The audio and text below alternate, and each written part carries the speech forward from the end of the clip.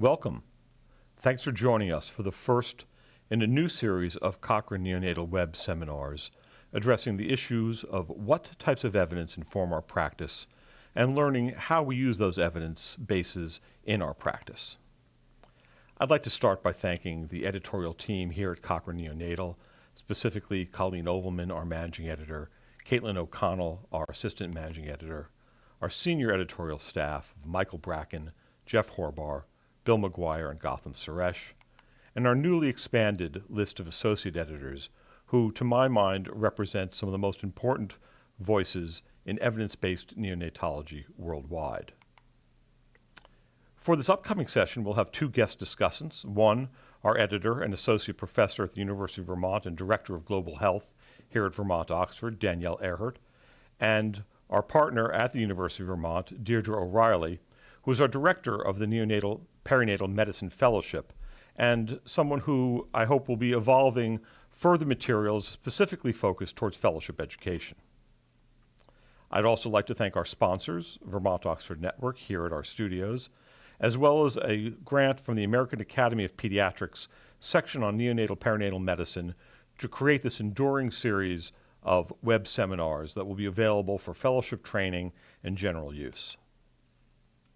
So today we'll take the broadest view. We'll discuss what evidence informs our practice, and we'll try a new format. I'm pre-recording this part of the seminar for viewing before, during, and after our activities. In addition, though, on our live date next Monday, we will be taking a look at a half-an-hour live discussion that hopefully will engage you in understanding the types of evidence and how this evidence can be used in informing our practice. We'll look at the strengths and weaknesses of various sources of evidence that we use. So let's start. Traditionally, evidence-based medicine has been defined as the conscientious, explicit, and judicious use of the current best evidence in making decisions about the care of individual patients. This is a movement that started at McMaster University in Canada in 1990s, and shortly thereafter people started to think, well, actually, evidence-based medicine has to be more than just the best available evidence. It has to utilize the individual clinical expertise, which may include both your proficiency at a procedure as well as the availability of different technologies in different care settings, but importantly also the patient's values and expectations. And so when we think of evidence-based medicine, we think both of our understanding the best evidence, but also our understanding of how this evidence can be established in our practices and whether this evidence should be established in our practices. When we think about our practice, we know that we make a lot of changes in our practice. This is some work that we did at Vermont Oxford Network looking at general practice, and I've focused here on delivery room change. You'll rarely see a forest plot with such disparate plots and such narrow confidence intervals. You can see that between 2001 and 2009, we greatly increased our use of antenatal steroids, increased our use of cesarean section, decreased intubation in the delivery room, decreased our use of cardiac compressions, increased our use of face mask ventilation, and increased our use of surfactant in the delivery room. But the fact is we actually all behaved very differently. This is taking a look at data on babies 27 to 29 weeks gestation. A group of infants that I would think that we all pretty much practice the same, and whatever evidence we're using is refined in that population. This isn't just the 22, 23 weeker where values are going to fully drive the decision making. This is an established population where there should be good evidence about how we should practice. And the fact of the matter is there's still great variation. If you look here at the lowest quartiles and highest quartiles regarding antenatal steroid use, cesarean section, DR CPAP, tracheal intubation, and DR surfactant, you can see the broad variations between the lowest quartile and highest quartiles. For example, a quarter of the hospitals treat 80% or fewer of these babies between 27 and 29 weeks gestation with antenatal steroids, but a quarter of the hospitals treat 97% or more of these infants 27 to 29 weeks gestation with antenatal steroids, and so on. And of course, our concern is that these variations in practices can lead downstream to variations in important outcomes, such as mortality, chronic lung, pneumothorax, and severe IVH. And here, in fact, we see that's the case. Mortality ranges between the lowest and highest quartile from 0% or less to 11% or more.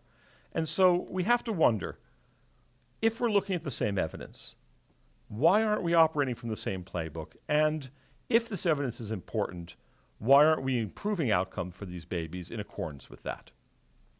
So that begs the question, what evidence should I use to inform my practice? And that, frankly, is the core of evidence-based medicine. We're all used to looking at evidence. Anyone who watches on some of the secondary TV channels, court TV, etc., knows all the discussion about what evidence can be permitted in court. And we know that the best evidence probably comes from multiple eyewitnesses. Perhaps in a hierarchy of evidence, the second best evidence comes from a sober eyewitness who got a good look.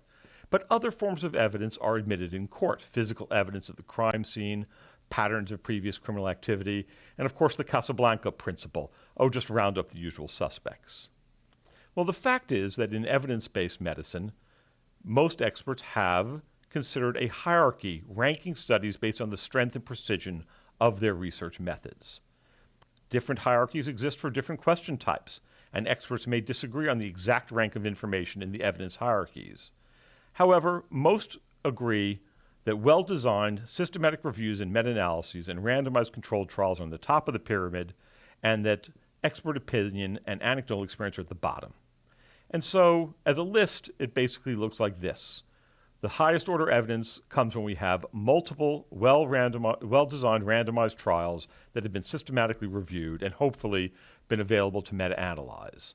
Secondly, one or two good, well-designed randomized controlled trials of appropriate size and, again, hopefully, in populations that are relevant to the population we're looking at.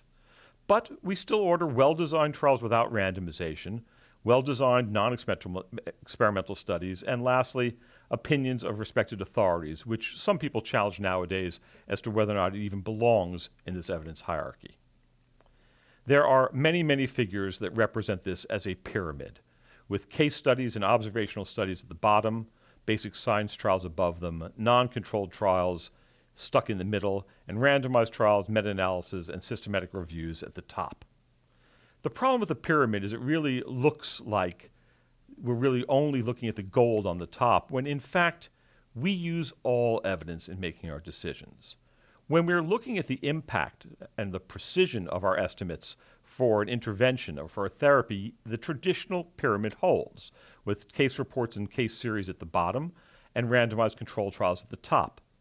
But the reality is, if we're looking at studies that have really led to that eureka moment of discovery and explanation, the entire process gets turned on its head. In fact, the first reports are always case reports and series. Mold growing on petri dishes and inhibiting bacterial growth is a strange case report and series that has led to the widespread use of antibiotics in all modern practice. If you think about it, it's not the trials that led to the discovery, but it's the trials that led to our understanding of which antibiotic in which population at which dose. And so people who dismiss lower order evidence as if it is unimportant absolutely miss the entire process of discovery and development of evidence such that we can use the evidence in practice. But people who don't understand the methodology and the rigor needed in trials will not understand how to best use these important discoveries. So let's take a look at all these sources of evidence, because they're all important and they've all contributed to our understanding of how to best practice. And we'll discuss clinical impressions and case series without formal controls, studies with a variety of different formal controls, and touch on randomized controlled trials and meta-analyses, although we'll leave that for future sessions in these web seminars. So clinical impressions, like I said, fundamentally the source of all discovery, but also the source of all erroneous conclusions. The joke has always been that if you've only seen one case, you say, well, in my experience. If you've seen two cases, it's in case after case, or time and again. But three cases, then it makes a series. And the joke is told because, in fact, a single experience and a single anecdote can mislead us as well as it can enlighten us. So let's look at clinical impressions. In the 1960s, obstetricians interested in the mode of birth in lambs noted that mothers who were given corticosteroids in an attempt to initiate labor had less respiratory distress and increased survival in the offspring. That did not just lead to advising people to consider giving corticosteroids. It led to a careful and detailed series of randomized controlled trials that demonstrated which steroids at which doses in which populations and showed us both the benefits and the potential harms of this intervention.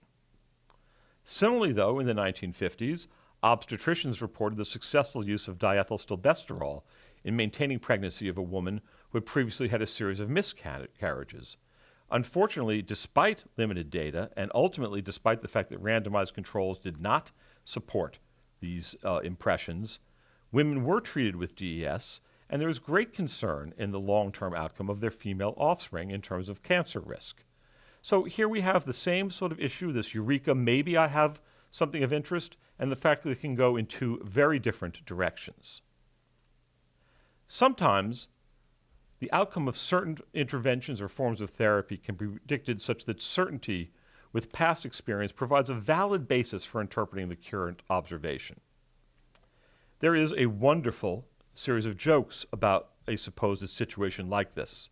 In the BMJ Christmas edition in 2003, Smith and colleagues reported on this systematic review of parachute use to prevent death or major trauma related to gravitational challenge. They did a thoroughly Cochrane-esque review looking at the question to determine whether parachutes are effective in preventing major trauma related to gravitational challenges. And unfortunately, they were unable to find any randomized controlled trials of parachute intervention. So here are their conclusions. As with many interventions intended to prevent ill health, the effectiveness of parachutes has not been subjected to rigorous evaluation by using randomized controlled trials.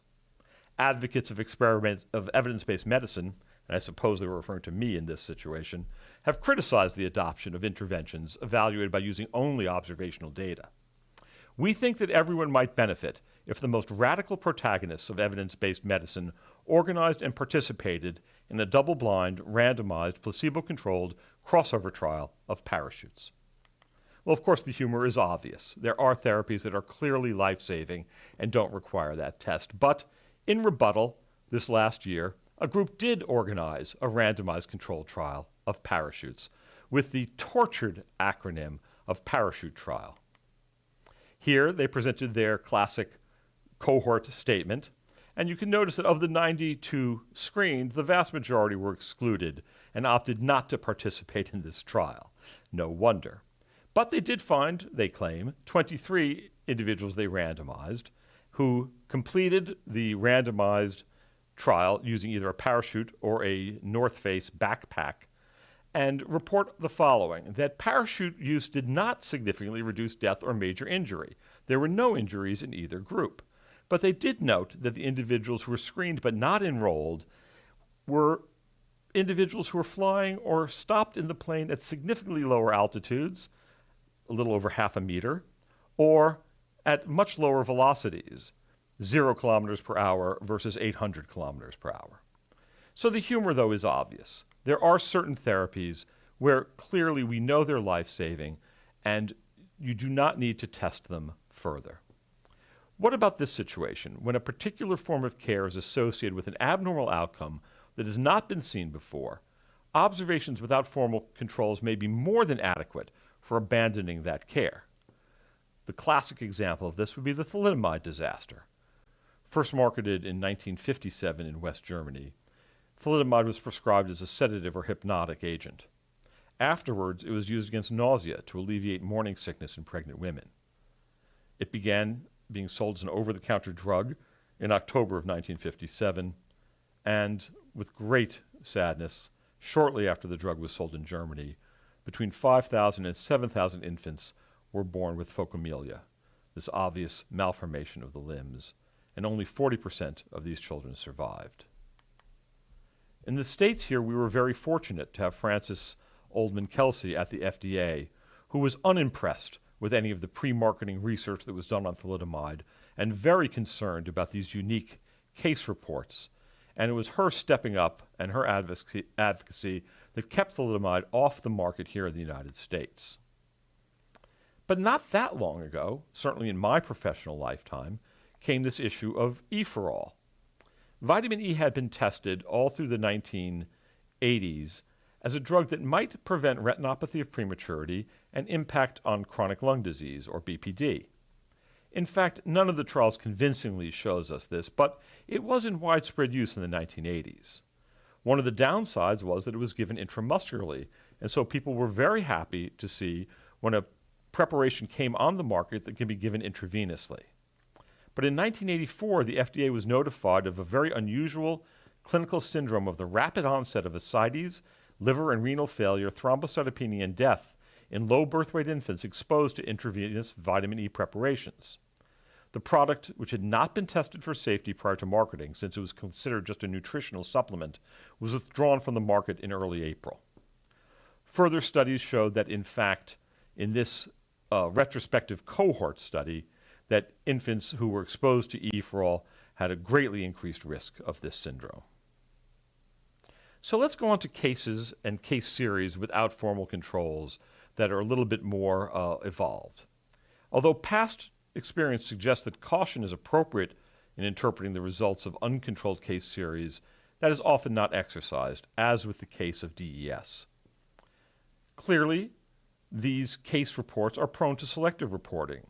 Very few people report a negative result of a casual use of an intervention, and only after the intervention has come into some more widespread use do we begin to see the reports of harms. Enthusiasm for treatments has been shown to be inversely related to the number of infants studied. Sackett's quote says it all: therapeutic reports with controls tend to have no enthusiasm, and reports with enthusiasm tend to have no controls. So what about formal controls? There are a variety of trial designs that have control or comparison treatment groups: historical controls, case controls, non-randomized concurrent controls, and of course randomized controls. And we'll take a few moments to look at each of these study designs and the historical context for them. Historical controls are comparisons between people who have received a relatively recently introduced form of care with other individuals cared for in a different way in an earlier era. Here we have an example from some of the more recent medical literature, looking at red blood cell transfusion, feeding, and necrotizing enterocolitis in preterm infants.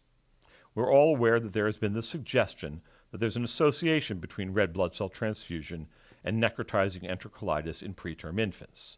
The possible advantage of withholding feeds has been propounded as a potential intervention to decrease this risk. These authors both performed a case control study, but secondarily, they studied whether or not implementing a policy of withholding feeds during transfusion would decrease the incidence of transfusion-associated NEC. As I said, the first phase was a retrospective case control, but the second phase was a classic historical control trial, in which they had a before-after period where they instituted a policy of withholding feeds and took a look how that compared to their previous incidence. What they found was that implementing a policy of withholding feeds during transfusion was associated with a decrease in the incidence of NEC from 5.3% to 1.3%. One of the problems, of course, with this approach is that the reason you make such an intervention is that you have a high baseline risk. 5.3% is not exceptionally high, but it is higher than average. And so the possibility then, just on random chance, of reporting on a decrease is really quite high and not controlled by this approach in studies. When in fact people have compared historical controlled trials to controlled interventions, and this is not in the neonatal literature, but looking at 6 therapies that were reported both in randomized trials and in historical controlled trials, they noted that in the historical controlled trials, the vast majority of the reports supported the intervention, 79%, but only 20% of the randomized controlled trials supported the intervention, again suggesting that there is a real bias in the reporting of this information. When substantial differences in outcome are noted between 2 different time frames, it may only reflect changes in other undocumented factors that have been modified, and inferences based solely on studies that use historical controls tend to lead to the conclusion that new forms of care are effective when less biased comparisons suggest that they are not, or that the estimate is exaggerated. Case control studies are a different methodology in which they start by identifying persons with and without a disease of interest, and then look back in time to find the differences in exposure to risk factors. An example, again hearkening back to the issue around transfusion-associated necrotizing enterocolitis, is this work from McGrady and colleagues in 1987, where they did a case control study matching infants based on birth weight, date of admission, duration of stay, failed to find an association of the syndrome of timing of feeding, perinatal hypoxic events, or microbial organisms, but did find an association with transfusion that was highly significant, with an odds ratio 15-fold greater in infants who had a post-transfusion necrotizing enterocolitis compared to those that did not. So what about non-randomized concurrent controls? These are studies where there's a comparison of two or more cohorts of individuals who happen to have recently received alternate forms of care concurrently. One of the classic such studies is the famous work done by Ignaz Semmelweis, a Hungarian physician looking at postpartum fever and evaluating two different services and their approach to hand hygiene. At the Austrian hospital that Semmelweis worked, there were two wards in the hospital, one staffed by medical students and physicians, the other by midwives and midwifery students. And there were astonishingly different rates of postpartum infections, with the women delivered by physicians or medical students having a 13 to 18% rate of infection compared to a 2 or 3% of infections in midwife trainees and midwives. The difference in these two concurrent groups was that the physicians came directly from the autopsy rooms without having ever washed their hands and began evaluating and examining their patients, whereas the midwives routinely washed their hands before doing their rounds and examinations. Semmelweis tried to convince his colleagues of this, but unfortunately did not go on to do stronger trial methodologies and did not wind up convincing anyone of his concern that hand washing and not exposing patients to the gore of the pathology and autopsy room led him to wind up insane and die at a relatively young age. And as I tell my colleagues in quality improvement, don't let this happen to you. Another example of a situation where you really couldn't ethically randomize groups but might come up with some very interesting observations about the impact of prenatal care in general. This is work by Konatz et al. In 1984 that looked at the maternal mortality in religious groups who don't seek obstetric care. In the state of Indiana, there's a small group that does not go routinely for perinatal care. There were only 334 births in that group, but they had an extraordinarily high adjusted maternal mortality rate of 872 per 100,000 live births. This is compared to the entire population of Indiana of 681,000 mothers, whom only had a 9%, 9 out of 100,000 rate of maternal mortality. This is not, of course, definitive randomized trial work, but very convincing work of the huge impact of routine perinatal care. An issue in our own field is the issue of cesarean section for extremely low birth weight infants. There are many reports of improved outcome with cesarean section, but it does not adequately account for the vastly different risk of the two groups. Probably the best work on this subject was done by Malloy and colleagues, looking at the impact of cesarean section on neonatal mortality rates among preterm infants in the U.S. They looked at the demographic, medical, and labor and delivery complications in infant births on file between 2000 and 2003. This included over 13,000 neonatal deaths and over 106,000 survivors available for the data set for analysis for that 4-year period. And what they noted was that the adjusted odds ratio for neonatal death was profoundly lower with cesarean section, particularly for the very smallest infants, 22 to 23 weeks gestation. Cesarean section rates remain high in this extremely low birth weight population, despite the paucity of data we have from randomized trials, but the somewhat convincing data we have from such epidemiologic studies. In non-randomized concurrent controlled trials, bias from unrecorded factors will often undermine the confidence we have in the causal inferences based on comparing the different forms of care using non-randomized trials, and therefore we all rely on randomized controlled trials to minimize these biases. The historic randomized controlled trial of James Lind in his treatise on scurvy looks into the possibility of a variety of interventions to prevent scurvy amongst sailors at sea. Coming from his own writings, he describes that how on the 20th of May in 1747, he took 12 patients with scurvy on board the Salisbury. He felt their cases were very similar, so the entry criteria were similar, and in general, they had very similar physical findings: putrid gums, spots, lassitude, and weakness. He put them all in the same place on the ship and then randomized them to a variety of diets: cider, elixir or vitriol, vinegar, seawater, oranges and lemons, and nutmegs. And what he surmised was that the consequence was that the most sudden and visible good effects were perceived from the use of the oranges and lemons, one of those who had taken them being at the end of 6 days fit for duty. So here we have a striking result from a very carefully run trial. But I'm afraid James Lind's findings had the impact that many trials have. When presented to the Navy's Sick and Hurt Board, which made guidelines for how sailors should be treated on these ships, they completely rejected this proposal, given the fact that it was a very expensive solution to the problem, and recommended just fresh air, which was a treatment not even tested by Lind and colleagues. In fact, the use of citrus fruit was not used for 30 years in the British Navy. So why randomize?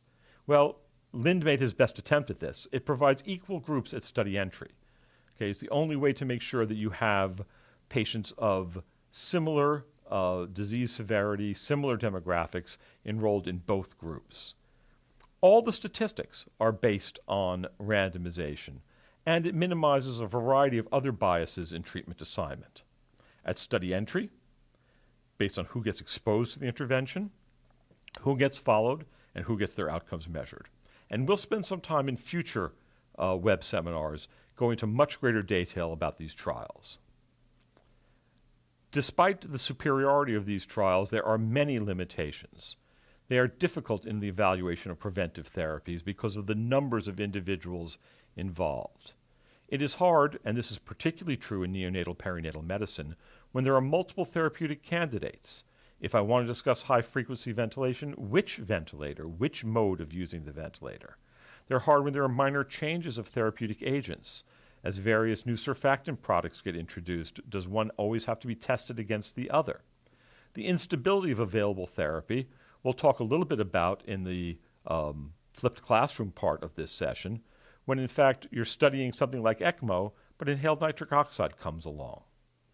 Long-term adverse effects of therapy are very hard to measure in randomized controlled trials, and that makes it particularly difficult in our population where we're so worried about not only short-term outcome, but school-age outcome, and, for example, the DES, adult outcomes of exposed patients. Randomized controlled trials don't help us that much when it comes to evaluation of etiologic agents. No one is going to be randomized to live next to the love canal or not to see who gets cancer. It's hard to use for diagnostic technology, though quite possible, but rarely used, and impossible to use for evaluation of process or structure. Hard to know whether or not hiring more nurse practitioners is going to lead to better outcomes or not, when in fact the whole hospital has to hire such individuals.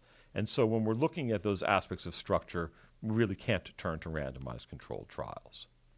This is just an example of why the sample size issues are so difficult to address in RCTs. If we look there on the third line, a change in a baseline rate of 25% to 20%, a change that anyone, when it comes to an important outcome, would think was quite important. That sort of 20% change in effect size requires well over 2,000 individuals to be enrolled in such a trial. In the adult world, they do that fairly routinely. But when you think about even the biggest trials that have been conducted in our field, very few, if any, reach this sample size requirement. Lastly, if we have data available for randomized controlled trials, we can systematically try to look to identify, appraise, and synthesize data from all of those trials. And in fact, if there are data available, we can consider meta-analysis. a quantitative statistical method to combine the results of similar RCTs and produce a typical estimate of effect. Again, we'll spend much more detail in upcoming web seminars discussing the details of RCTs and systematic analysis. Meta-analysis, of which we will present many in future web seminars, really should be of the same rigor as your typical randomized controlled trial. They need a prospectively designed protocol, a comprehensive search strategy, strict criteria for inclusion and exclusion of studies, standard definitions of outcomes, and standard use of statistical techniques. In reality, a systematic review and meta-analysis is a study of studies, and if possible, may give us some most precise estimates. They'll increase statistical power, they'll allow us to explore differences between study results, and also they will create a structure for how we incorporate new data, so we're not evaluating it de novo, but in the background of all the other work that's gone before. That's what we do at Cochrane, obviously, and we'll spend some time discussing this further. For now, let me just say, though, that although I think that when people hear about evidence-based medicine, they think about people pounding the desk for more RCTs. And of course, I want to see more RCTs when possible. I want more precise estimates of the interventions we're testing.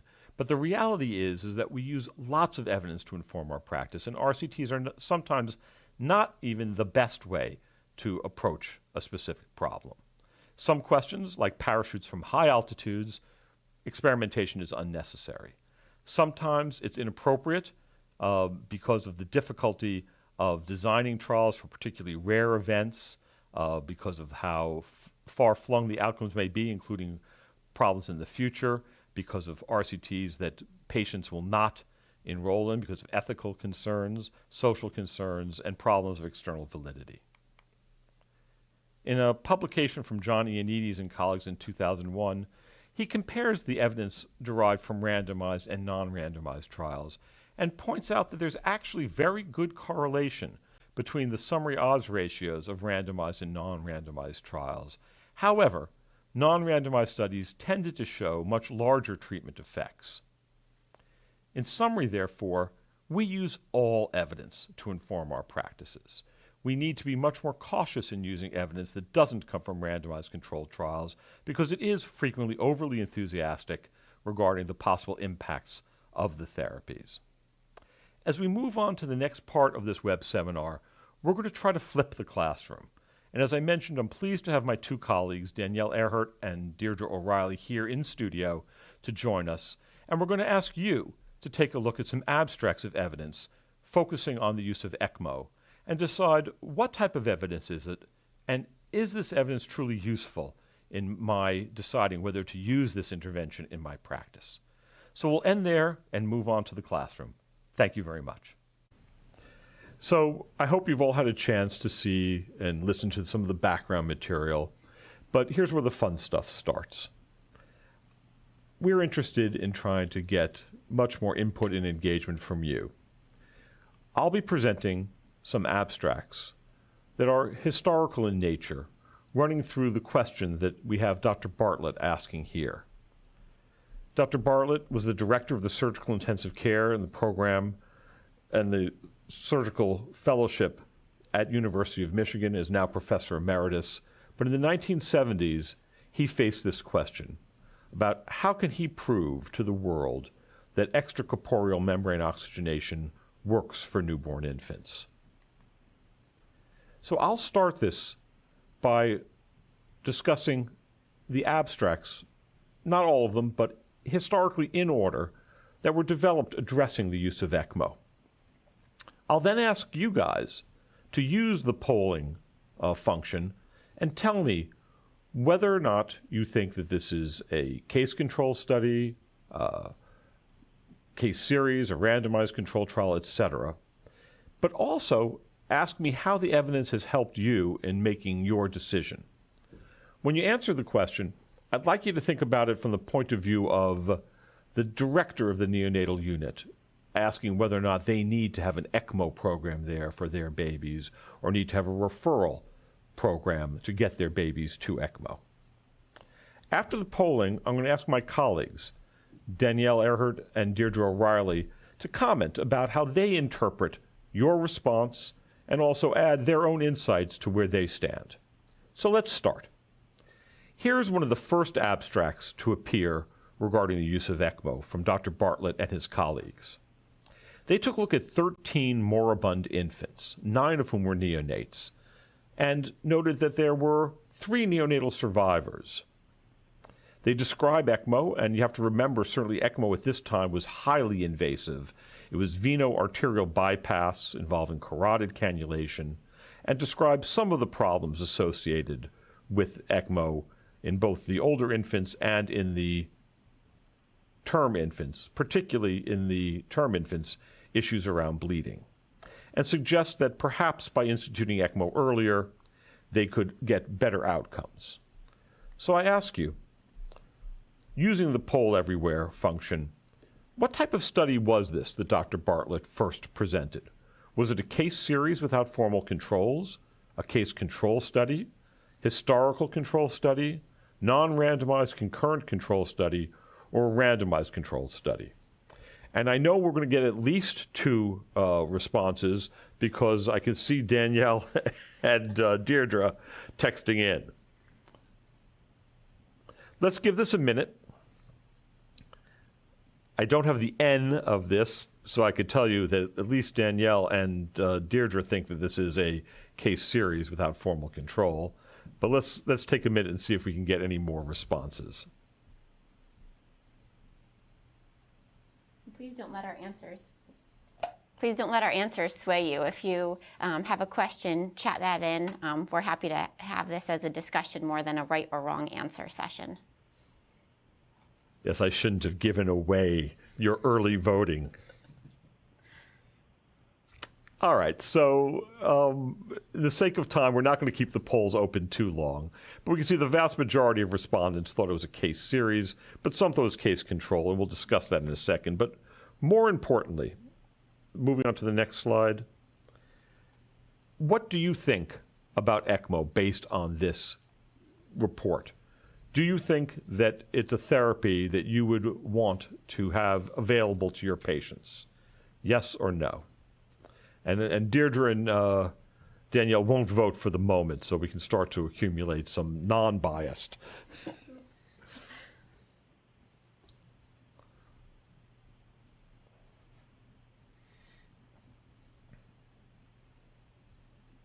And again, we'll give this a minute, but I am thrilled to see a bit of honesty here. And that is that some people are thinking, yes, 13% are thinking that even this remarkable report is enough to begin acting on. But let me turn it over then to our guests and tell us what you think about this first report from Bartlett and colleagues. So first of all, thank you, Roger, for having us in the studio and in the classroom today. I'm really delighted to be here and honored to be sharing this session with you today. I do agree with the audience in the answer to the first question that this is a case series without controls. We had 13 very sick infants that likely would not have survived. And then they tried a new therapy, ECMO. So I agree with how the group answered that first question. And how do I take that type of study and think about my patients in the NICU as a clinician or as a director of the NICU? I'm not yet convinced that we need NICU in my unit or in my region, but I do think this was really important in the discovery of a new therapy at that bottom of the pyramid. I think it shows promise, and it shows that this really is a therapy that warrants further investigation and study, but not yet to be offered to patients as routine care. Right. So Deirdre, any other thoughts? I think I land squarely where Danielle does on this one. So, you know, it is interesting, though, and being critical that it doesn't change our opinion doesn't mean this wasn't the essential first step in evolving the evidence. When I think Dr. Bartlett described moribund infants, these were infants who had high risk of dying. In some of the earlier works, they set out various oxygen index ratios, et cetera, that were highly predictive of mortality, and only enrolled patients like that. But although I also don't find it convincing, 12% did think that this was important, and it is potentially life-saving. So I think it's an interesting first step. It's an essential first step. I also don't find it convincing at this point. So let's take a look at the next case. All right, so here we have the next study of Bartlett's, where again, he's working in a population that is incredibly ill. 16 moribund newborn infants with respiratory failure who are treated with ECMO. Has an eclectic group of diagnoses, and despite the fact that they were moribund, a significant percentage survive. Here he describes, though, a parallel series of 21 infants who were treated just with conventional respiratory support and had a mortality rate of 90%. So, I ask again, what type of study is this? Case series without formal controls, case control, historical control, non-randomized concurrent control, or a randomized control? So, if you vote now, and then we'll discuss.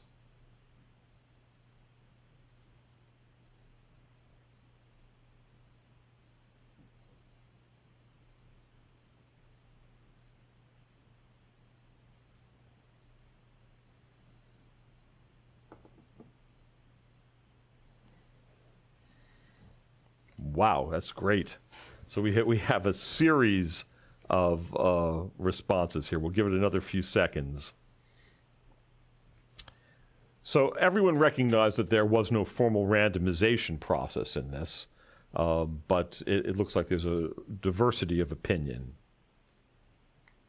And now I'll ask the question that we asked before about, has this moved the dial in terms of your sense that this is an important therapy that you want to have available to your patients? Again, I'm not asking you if you're the parent of the child. I'm not necessarily asking you if you're the healthcare administrator for a district in the UK. I'm asking, you're the director of your unit. Do you need to start thinking about offering this therapy to your children at your unit, or have a referral pattern? Super. And even as this poll is twitching along, we could see that there's been a real difference in how people have responded to this evidence. So let me ask my colleagues again, what do you think this study showed? What type of study is it, and what do you think it showed in terms of our care? Thank you. Thanks very much for having me join you today. So I think we have a little more evidence in this case. We have some key terms such as parallel series. As you mentioned, this was not randomized, but we do have a comparison group this time. So we had 16 who received ECMO and 21 who received conventional ventilation. But this, to me, was a non-randomized concurrent case series or control study. The questions I had, even though this gave more evidence, is we don't know much about how the groups were assigned. And even though there was a different therapy, conventional versus the ECMO, we still don't know about that much about the care that was available at that time. So I still had questions about this as a new therapy. Right. So always an issue who are these individuals? Were they individuals at their institution who didn't receive ECMO? If so, why not? Were they that much more sick? On the other hand, they mostly died, so they probably were more sick. But it's hard to know exactly what their concurrent care really was. Clearly, though, a third of the participants are thinking this is something that we should offer. And as Danielle said, this isn't right or wrong. In fact, I can tell you, having lived through that time, many centers were developing ECMO based on their basic science understanding and these few cases. And so it's interesting to see this evolve. We do have a couple of chatted in comments that I'd just like to share, and just one was more philosophic, which said, this dilemma, this is from Jennifer Turple, this dilemma is commonplace, absence of evidence or poor quality evidence, but you need to make a decision. Mm-hmm. So let's do the next case. The title says it all. Mm-hmm. Extracorporeal circulation in neonatal respiratory failure, a prospective randomized trial. This was the first randomized trial that was done regarding ECMO, but it's not your typical run-of-the-mill randomized trial. This used the so-called play-the-winner statistical method. It's a method where the chance of randomly assigning the infant to one treatment or the other is influenced by the outcome of the treatment of each patient in the study. If one treatment is more successful, more patients are randomly assigned to that treatment. A group of 12 infants with birth weights greater than 12 kilograms met the criteria here. And here's just a cartoon of play the winner. So in that randomization mix, depending on the outcome of the last patient treated, it changes your chance of getting randomized to the therapy. And in fact, in this trial of only 12 patients, one patient, the first patient, was initially assigned to conventional treatment, and that patient died. The next patient was assigned to ECMO, and that patient survived, and the randomization chances then began to compound towards receiving ECMO as your random assignment. The next 11 patients all survived, and they crossed over the line where they said, no, this has proven that ECMO works. So I think you'll get this part right. Tell me what type of trial this is, although unique, I'm guessing we'll have pretty high response rate on this.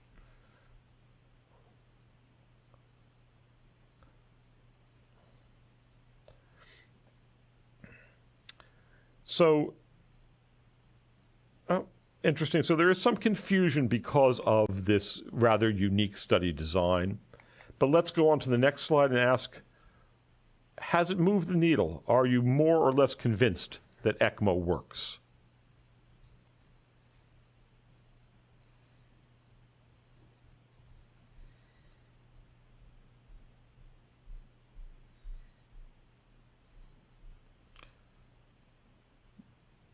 Fantastic. I mean, you can see this evolution as you're processing the evidence. But let me turn it over to our panelists and see what they have to say.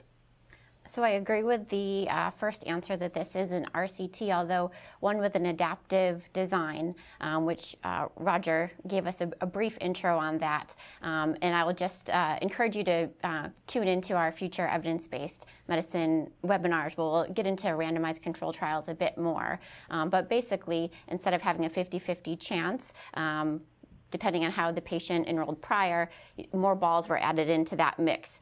So every time a baby on ECMO survived, an additional ECMO ball was added in. So although it turned out that 11 in a row did get ECMO, they each had the chance of getting either treatment.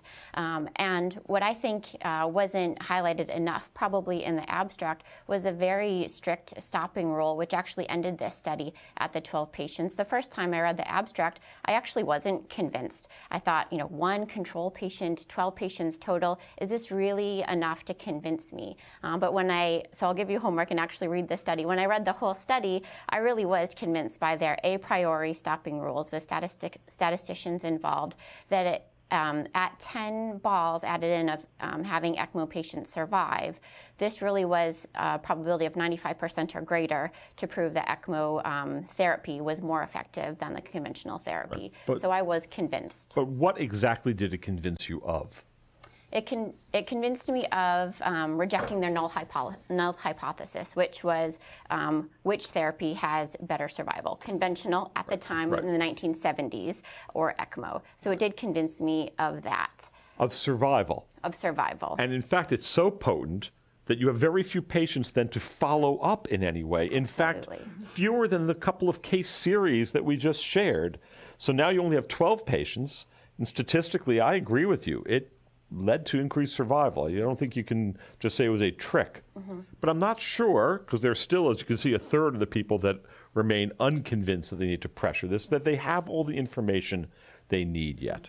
I think it's a start. I think looking beyond survival is really important. But I think what we're seeing as these studies progress is there's a point at which the investigators had equipoise and then are losing it. And so to bring in kind of the ethics of should we offer this potentially life-saving therapy to families, I got the sense that this type of study design was the right one at the time, that they were feeling like they would be withholding life-saving treatment if they could not offer ECMO to families. Yeah, when we talk in contemporary terms, I've always wondered why, since there's such conflict about using inhaled nitric oxide in moribund infants, and so, you know, inhaled nitric oxide has supplanted ECMO in many ways, whether or not such an adaptive trial design would be appropriate there.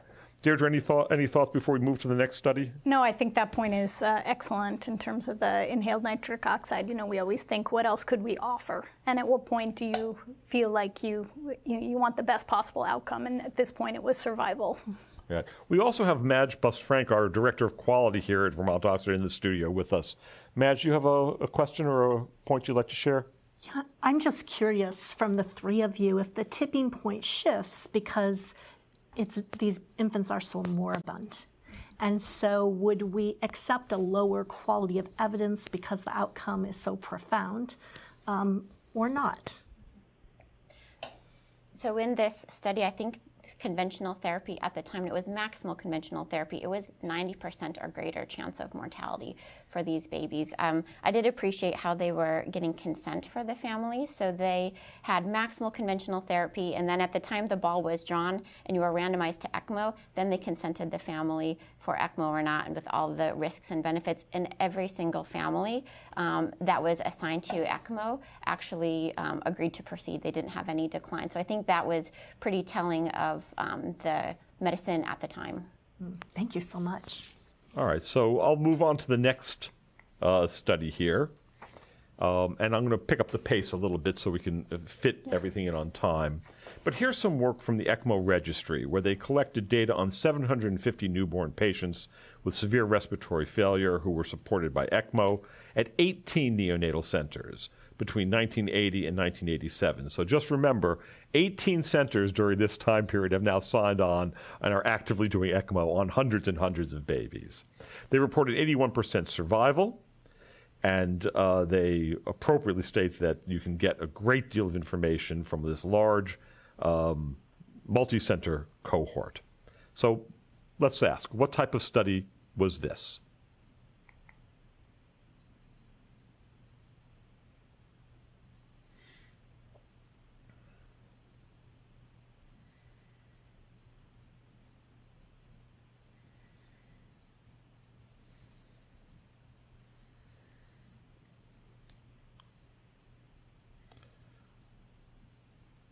So interesting, and I guess we'll discuss it when I turn things over to Danielle and to Deirdre. But people clearly recognize that we've stepped back from randomized controlled trials at this point in time. And then the next question is, convinced yet?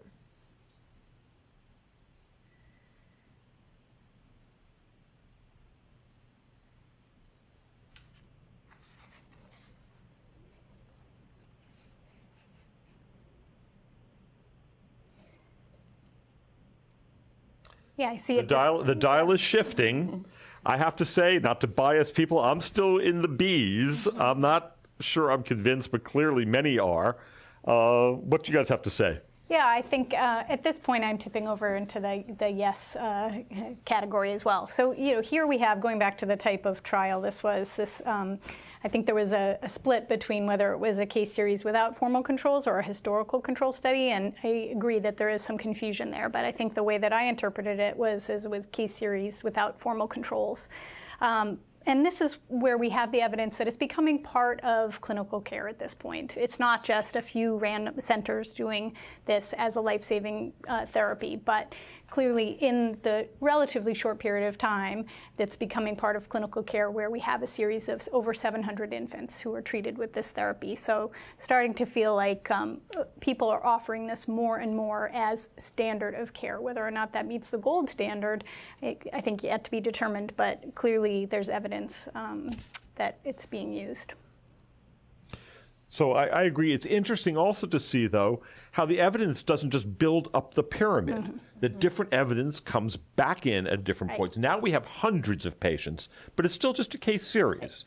Okay, I think you recognize that it can be successfully done at multiple centers and that hundreds of babies have been exposed, but we don't know anything more. We know they survive. Right. Of course, Howard Cohn has written to us asking, well, what do the parents say? What would families say? And I think we know that many families who would value the life of their child are well convinced now. But this is a difficult therapy to set up. It's costly, and we don't yet know much about the downstream effects. So let's have the next abstract. So here we have the first report that uses the word follow-up. It comes from University of Michigan, the home of Dr. Bartlett and his colleagues, and they took a look at 118 of their near-term infants who had received ECMO, and they begin to follow these kids up. Medically, 31% were rehospitalized, but most importantly, 16% exhibited moderate to severe neurologic abnormalities. And they do note that this appears to be in line with other outcomes for infants who have received conventional therapy. And so I ask you again, what type of study did Bob Schumacher and colleagues conduct?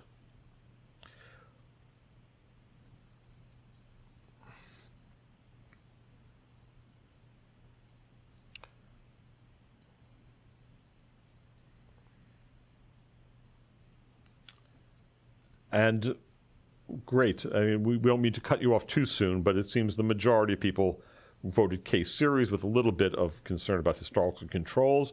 And now I ask, are you convinced?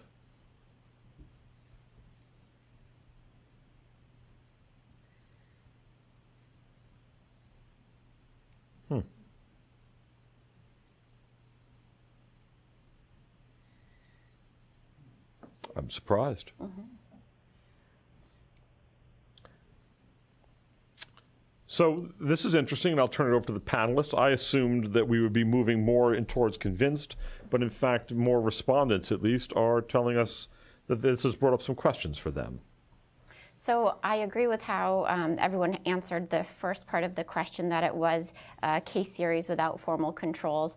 Although, you know, I wonder if the team at Michigan would have liked to do a full follow-up of their RCT, with the downside that their one control patient died. So it's hard to, you know, we have limited controls, I think, to compare to in this long-term follow-up. So I think that it was the correct answer for the first part of the question.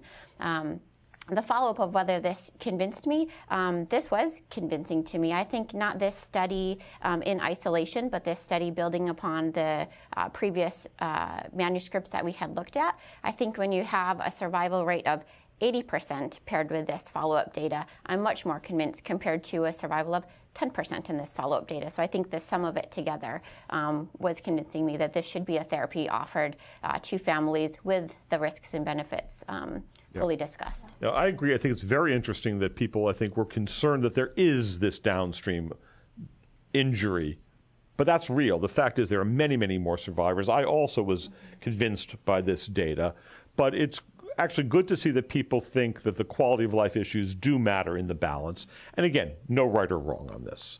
So let me end with the last case, and this is the obvious. This is the big UK collaborative randomized controlled trial, in which they took a look at whether a policy of referral for ECMO, so they did not have just babies born at ECMO centers, but they had a policy of moving kids to an ECMO center, a little bit more complicated, would improve survival without severe disability.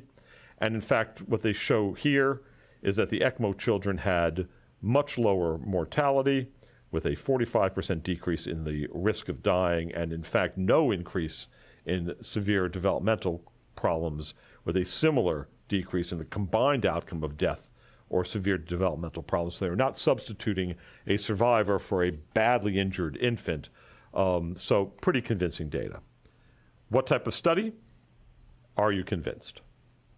Let's see if anyone remains unconvinced. Mm-hmm. Randomized trial. Very good. We're going to move to the next. Convinced? You're convinced. Almost. Oh. Excellent. I'm very proud of whoever that was. We really do want your thoughts on this, not just what I think is right. So let's discuss this briefly, though. Clearly, this is convincing data. Mm-hmm. Yeah, I think so. We have it in the title. We have evidence that's building on the prior abstracts, and you know, they followed these infants where it was survival or their developmental outcome.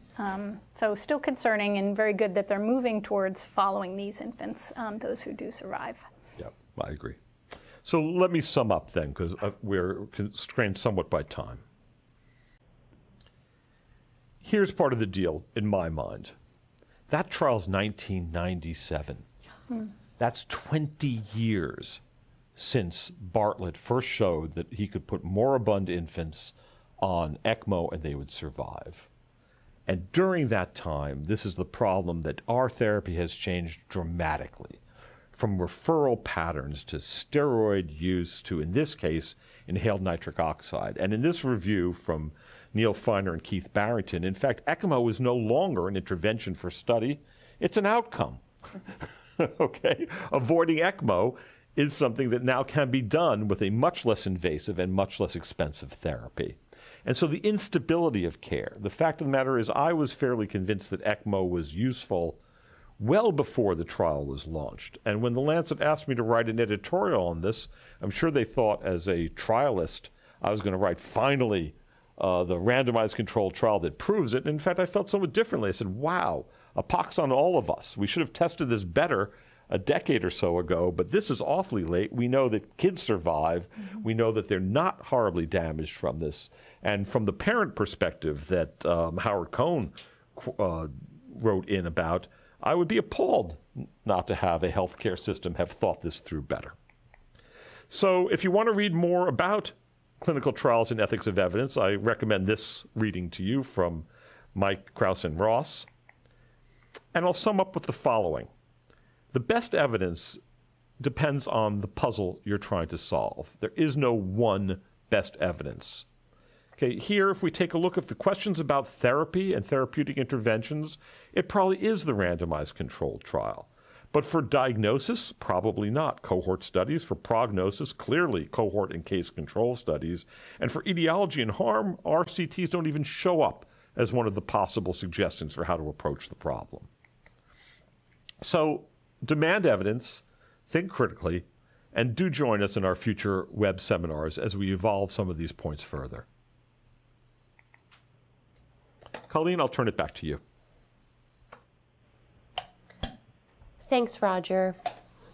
We did go a little bit over, so I'll just quickly let everyone know. We have listed up there our next 3 sessions, and we invite you all to join us for those. And additionally, anyone who is interested in receiving CMEs or nursing contact hours for today's session, we will be sending all participants out a link to the surveys that you'll need to fill out in order to get these. So if you did not pre-register, please go ahead and get in touch with us so we know to send you the link for the CMEs and the nursing contact hours. Thank you very much for joining us today, and we look forward to seeing you again here. Thank you all. Do write us with your comments. Bye-bye.